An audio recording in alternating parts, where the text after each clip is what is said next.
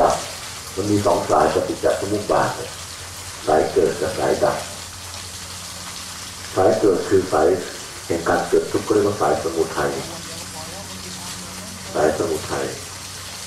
ส่วนสายดับก็เรียกว่าสายนิโรธสายนิโรธคือสายดับหรือสายนิพพานสายดับคือสายเกิดทุกข์กับสายดับทุกข์เรียกสั่งอย่างสั้นก็คือสายแห่งการเกิดทุกข์ทุกข์เกิดขึ้นด้วยเหตุปัจจัยอย่างนี้คือถ้าพูดอย่างง่ายๆคือทุกข์ไม่ได้เกิดขึ้นมาลอยๆนะพุทธศาสนาไม่ได้สอนว่าทุกข์เกิดมาลอยๆหรือทุกข์ไม่ได้เกิดจากคนนั้นคนนี้ทำให้หรือไม่ได้เกิดจากวินาศตาหรือดวงดาวบนท้องฟ้า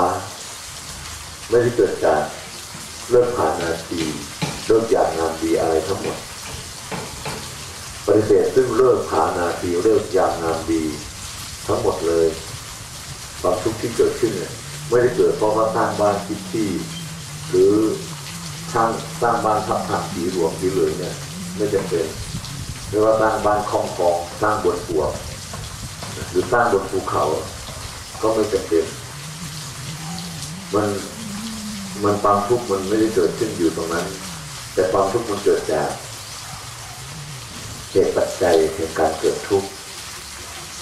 แล้วถามว่าเอาแล้วสิ่งอื่นไม่เป็นปัจจัยหรือเป็นเหมือนกันจะบอกว่าบ้านไม่เป็นก็ไม่ได้ถ้าบ้านหลังคามันรั่วมันก็เป็นปัจจัยให้เกิดความทุกข์เหมือนกันหรือถ้า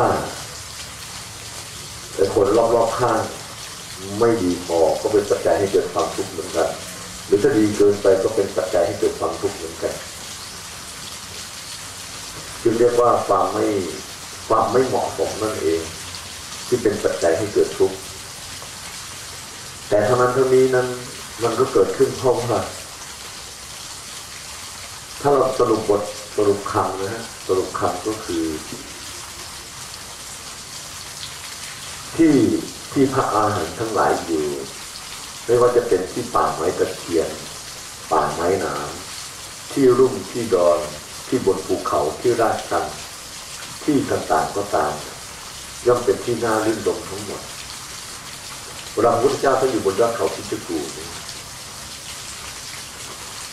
ที่สุดบางรูปอยู่ในป่าน้ำหรืออยู่ในที่มีกวดมากสัตว์ทั้งหลายเยอะมากสัตว์เลื้อยคลานก็เยอะมากแต่สถานที่เหล่านั้นก็ไม่เป็นปัจจัยให้เกิดความทุกข์ทางด้านจิตใจเพราะไม่มีอุปาทานแต่ถ้ามีอุปาทานแล้วมันทุกข์ได้หมดแล้วจะบอกมันไม่เกี่ยวมันคงไม่ได้เพราะว่าคนนั้นไม่รู้จักมงคลของชีวิตเราไม่รู้จักมงคลของชีวิต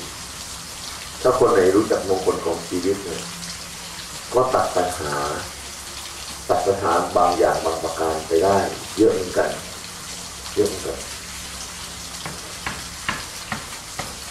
เมื่อเราได้ฟังสายเกิดมาพอสมควรแล้วก็ฟังสายดับตั้งแต่เมื่อคืนหน่อยหนึ่งก็คือถึงตอนอุปาทานดับ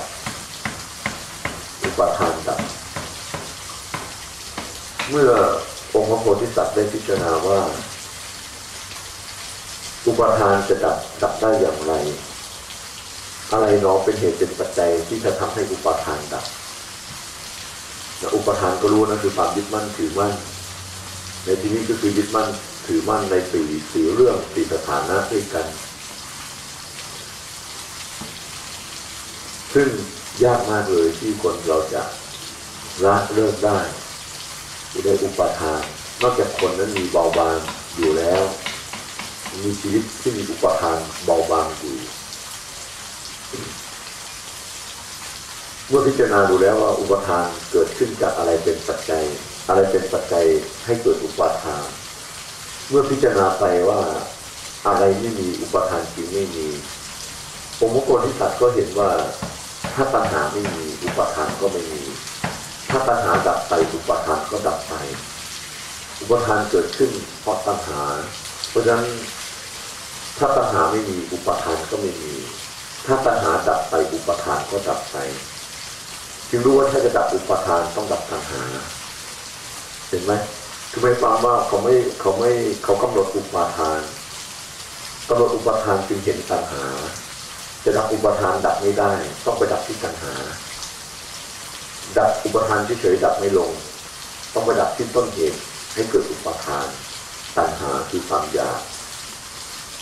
ถ้าอุปมาก็คือตัณหาคือการเห็นแล้วอยากได้อุปาทานคือการเอื้อมมือไปเอามาเอื้อมมือไปเอามาถ้าของนั้นมันอยู่ในมือแล้วเนี่ยคืออุปาทานถือไว้ในมือแต่ปัญหาคือตอนเอื้อมมือไปจับก่อนจะถึงสิ่งนั้นพออุปาทานเกิดปั๊บก็จับยึดปั๊บ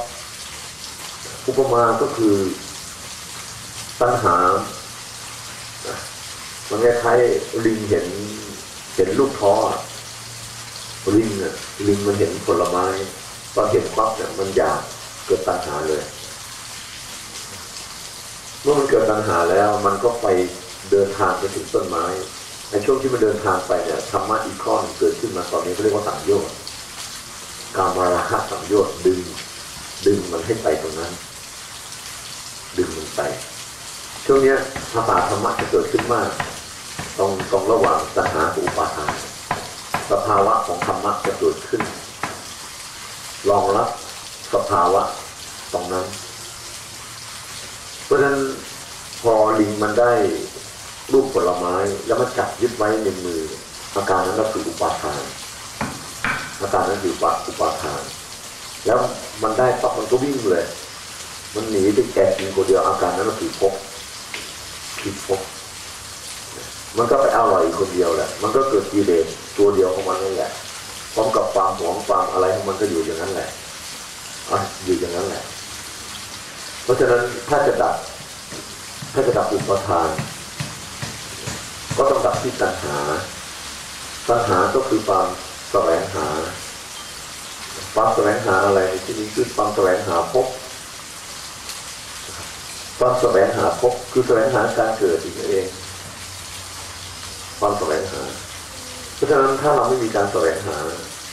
ภิกษุเนี่ยเขาจึงไม่ให้แสวงหา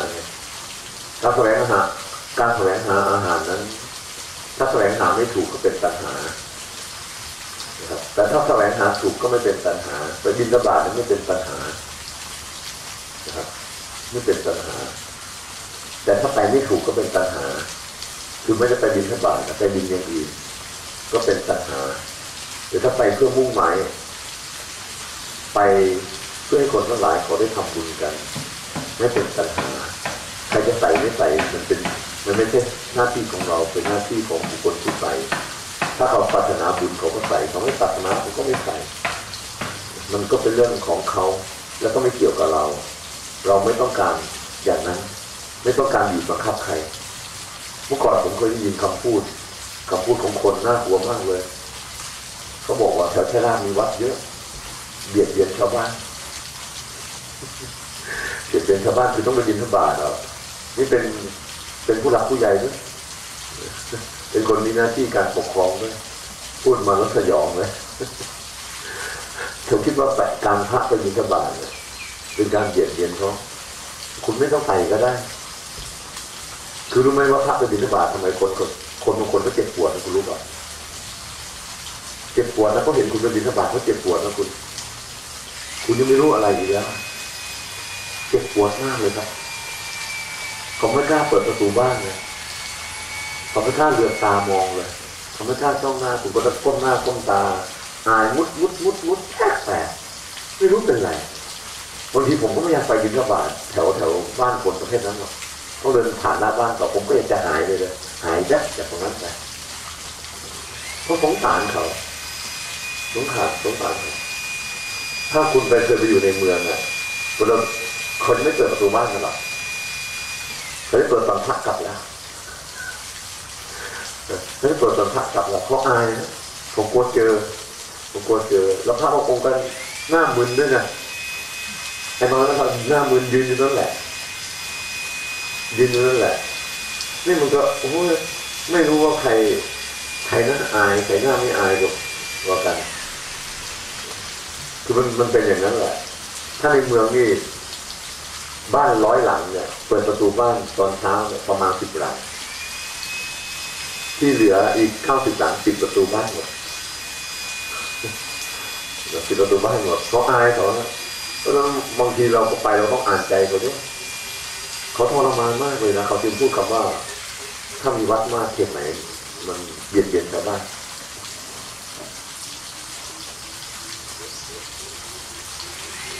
ความจริงเนี่ยกิเลสมันเบียดเบียนใจเขาอหิริกะอโนตตัปปะนั่นเองมันเบียดเบียนใจเขาเพราะฉะนั้นถ้าจะดับตรงนั้นเนี่ยก็ต้องใส่ถ้าต้องการพ้นจากภาวะความอึดอัดตรงนั้นก็ต้องใส่หรือก็ย้ายบ้านหนีกันได้เลยข้อต่อไปนะฮะเมื่อตัณหาเกิดจากอะไรตัณหาที่นี้เนี่ยจะแตกเป็นนัยยะว่าเป็นตัณหา3ก็ได้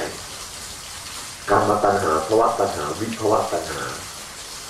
หรือจะแตกเป็นนัยยะว่าตัณหา6ก็ได้หรือตัณหา108ก็ได้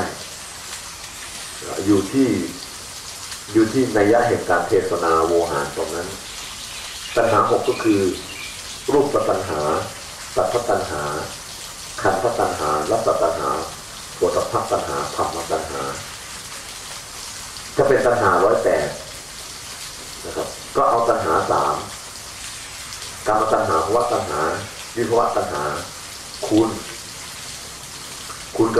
เข้ากับอายุตนะ63ก็18แล้วก็บวกการทั้ง3อดีตการปัจจุบันการอนาคตการก็จะได้18 3 ครั้งก็ได้18 3 ครั้งพอได้18 3 ครั้งแล้วก็ทีนี้ก็เอาไปทั้งภายในภายนอก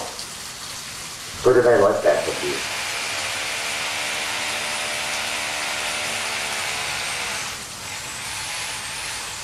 เพราะฉะนั้นเป็นการพิจารณาว่าทำไมต้องพิจารณาละเอียดเพราะว่ามันมนุษย์แต่มันคนเราเนี่ยมันถ้ามันว่างเกินมันไม่มีอะไรที่พิจารณาครบไว้ในใจเนี่ยแล้วการฟังธรรมะหรือการขบธรรมะเขาใช้คำว่าขบนะเหมือนเราอมผลไม้สักลูกหนึ่งไว้ในปากอมไว้เฉยๆเนี่ยนั่นแหละครับเขาเรียกว่าการขบธรรมะก็เหมือนกันเราทรงจำไว้ข้อเดียวซึ่งมันอยู่อย่างนั้นเป็นการขบจนกว่ามันจะแตกของมันเองคือไม่เราทำหน้าที่เพียงแต่อมหรือขบมันไว้แล้วให้มันละลายแล้วเราค่อยซึมซาบรสชาติมันไปทีละนิดเพราะฉะนั้นองค์พระโพธิสัตว์ได้พิจารณาถึงแล้วอะไรหนอเป็นเหตุเป็นปัจจัยให้เกิดตัณหาจะดับตัณหาดับได้ด้วยวิธีอย่างไรเมื่อมีสิ่งใดดับไปตัณหาจึงดับไปเมื่อพิจารณาดูแล้วก็รู้ได้ว่าเมื่อสิ่งใดไม่มีตัณหาจึงไม่มีเมื่อสิ่งใดดับไปตัณหาจึงดับไปก็รู้ได้ว่าเมื่อเวทนาไม่มีตัณหาจึงไม่มีเมื่อเวทนาดับไปตัณหาจึงดับไปเห็นไหมเขาบอกว่าเมื่อเวทนาไม่มีเวทนาเนี่ยมันเป็นรสชาติที่ภาษาธรรมะเขาเรียกว่าใช้ว่าสมถะเสวยอารมณ์นะมันเป็นรสชาติที่ดีนะเวทนาความชอบใจไงความสุขใจความถูกใจความดีใจสุขเวทนาเราสังเกตดูนะว่าคนเราเนี่ยอยู่กับความชอบใจจริงๆอยู่กับความยินดีพอใจจริงๆอยู่กับสมนัตหลงรักเวทนาอยู่กับความสุขชอบมากเลยความสุขช ชอบมากไม่มีใครปฏิเสธไม่ชอบความสุขชอบมากสิ่งอะไรก็ตามได้แล้วเป็นโสมนัสเนี่ยถือว่าโอ้โหดีมากแล้วถ้าจะดับตัณหาเขาให้ดับที่เวทนาแล้วถามว่าดับได้ไหมล่ะคำว่าดับไม่ใช่ไม่ให้มันเกิดนะมันเกิดนั่นแหละไม่ใช่มุ่งหมายว่าดับเวทนาคือเวทนาไม่เกิดอีกเกี้ยงกิ๊บมันไม่ใช่คนแล้วเวทนาก็เกิดอยู่นั่นแหละนะครับเพราะตราบใดที่มีตาหูจมูกลิ้นกายเวทนาก็ต้องเกิดแต่ไม่เกิดการแสวงหาไม่เกิดการแสวงหาตรงนี้สำคัญมากเพราะฉะนั้นถ้าจะดับตัณหาต้องดับที่เวทนาที่ทำให้เกิดการแสวงหาคือพอสุขแล้วมันอยากได้อีกตรงนี้แหละพอยินดีแล้วอยากได้อีกคือมันไม่เพียงพอไงหรือมันไม่พอเพียงกับความต้องการมันเหมือนกับไอ้เด็กเล็กๆที่เห็นก้อนหินกระทบกันแล้วเกิดเปลวไฟสังเกตดูว่าพอเห็นหรือคนเราพอเห็นอะไรมันสะกิดใจปั๊บมันต้องกลับไปดูย้อนกลับไปดูไปพิจารณาดูตรงนั้นแหละครับเป็นปัญหาถ้าโดยปกติเมื่อมันเกิดทางตาหูจมูกลิ้นกายมันก็ไม่เท่าไหร่หรอก แต่พอเกิดลังเลสงสัยที่ตรงนี้นะครับที่วิจิกิจฉามันเกิดตรงเนี้ยทิฏฐิเกิดวิจิกิจฉาเกิดทิฏฐิเกิดสิ่งต่างๆก็เกิดขึ้นตรงรอยต่อระหว่างเวทนากับตัณหาไอ้รอยต่อตรงเนี้ยสภาวะธรรมต่างๆเกิดขึ้นมากมายเลยสภาวะธรรมเกิดต่างๆเครื่องเลื่อนช้าอะไรต่างๆเกิดขึ้นหมดเลยเพราะว่ามันไปสงสัยมันเกิดสงสัยพอสงสัยคนก็ต้องการที่จะพ้นไปจากความสงสัยนั้นก็คือต้องการดูให้ชัดต้องการฟังให้ชัดนั่นแหละครับคือเป็นการแสวงหาที่เป็นตัวปัญหาอย่างแท้จริงแต่ถ้าเวทนาเกิดเฉยๆนะการเห็นทางตาหูจมูกลิ้นกายใจมีอยู่ตลอดในชีวิตประจำวันเกิดตลอดเวลาเลยแต่เป็นตัณหาก็มีไม่เป็นตัณหาก็มีเป็นกุศลก็มีเป็นอกุศลก็มีเป็นอัพยากตะก็มีเพราะตราบใดที่มนุษย์มีขันธ์ห้าอยู่เวทนาย่อมเกิดอยู่ตลอดแต่เวทนาบางอย่างเป็นตัณหาเป็นปัจจัยให้เกิดตัณหา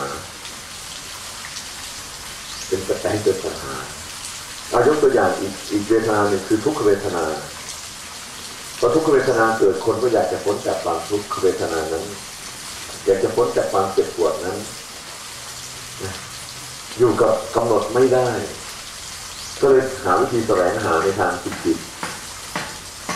แสวงหาดับวิธีดับเวทนาไม่ต้องการอยากได้ทุกข์อยากจะได้ความสุขโดยหารู้ไม่ว่าความทุกข์ที่เกิดขึ้นก็เกิดจากปัจจัยชั่วประเดียวประดาวเพราะฉะนั้นช่วงเวทนานี้ต้องอาศัยความรู้เกี่ยวกับพุทธธรรมมากเลย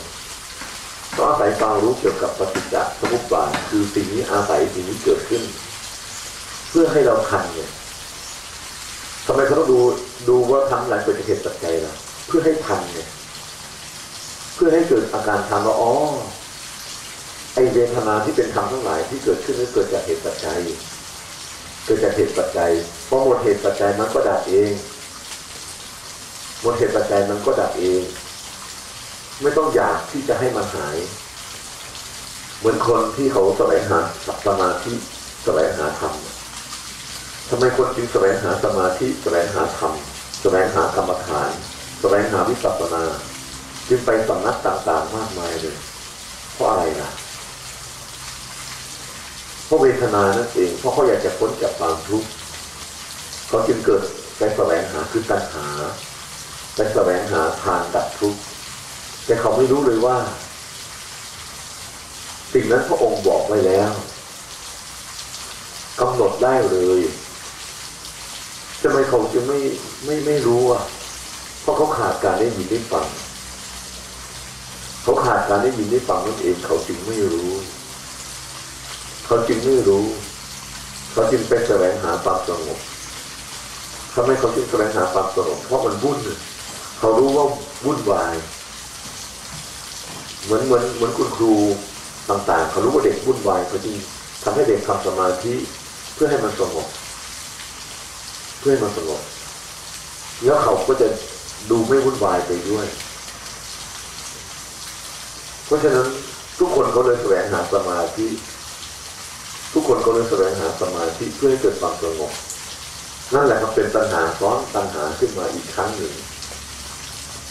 เป็นตัณหาซ้อนตัณหาขึ้นมาพอมีความสงบชั่วครู่สักอย่างก็ติดอีกแล้วเป็นตัณหาขึ้นมาอีกชนิดหนึ่งเป็นกลายเป็นภวะตัณหาอันนี้ลึกมากกว่าการมาตัณหาหน่อยนึงเป็นภวะตัณหาอีกอยากจะได้สุขที่เกิดจากความสงบนานเพราะฉะนั้นพวกที่ได้ฌานเนี่ยจึงติดมากไม่เห็นทุกข์เพราะมันมีแต่ความสุขอย่างเดียวความสุขความสงบอย่างเดียวจึงติดยึดในฌานพอติดยึดก็เกิดอาการหลงไหลอุปาทานว่านั่นแหละคือนิพพานก็มากมายก็พอหลงไหลติดใจเป็นอุปาทานก็เกิดเป็นอันตรพานขึ้นมาในพระศาสนาทันทีเลยนะครับมันเหมือนคนข้างเนี่ยเหมือนคนข้างฟุตบอลเนี่ยต่อไปข้างมากๆก็จะเป็นอันตรพาน